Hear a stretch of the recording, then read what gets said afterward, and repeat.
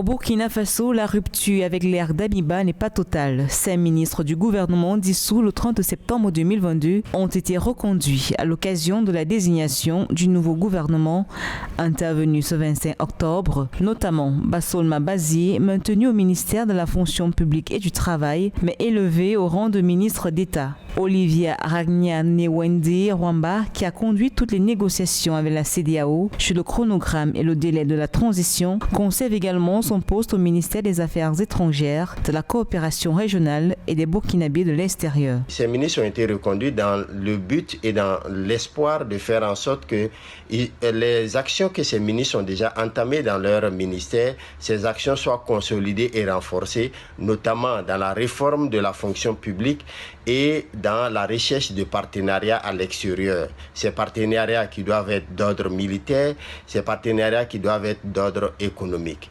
L'équipe désignée par le Premier ministre Apollinaire Joachim Kelliem de Tambela concède 2 postes clés à des militaires. Le ministère de la Défense, occupé par le colonel-major Kassoum Koulibaly, et celui de l'administration territoriale et de la sécurité, qui revient au colonel Boukaré Zungrana. C'est un militaire spécialiste des eaux et forêts qui coiffe le ministère de l'Environnement, de l'eau et de l'assainissement. Face à la recrudescence du terrorisme, les questions sécuritaires occupent une place centrale dans les défis de ce nouveau gouvernement.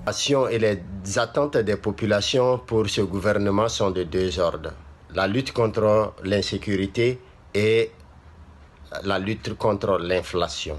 Sur le plan de l'insécurité, il faut faire en sorte que le gouvernement puisse récupérer l'intégrité du territoire national ou tout au plus 90% du territoire national. Sur le plan de l'inflation, il faut faire en sorte que le prix du carburant soit baissé et que les prix des produits des denrées alimentaires aussi soient baissés.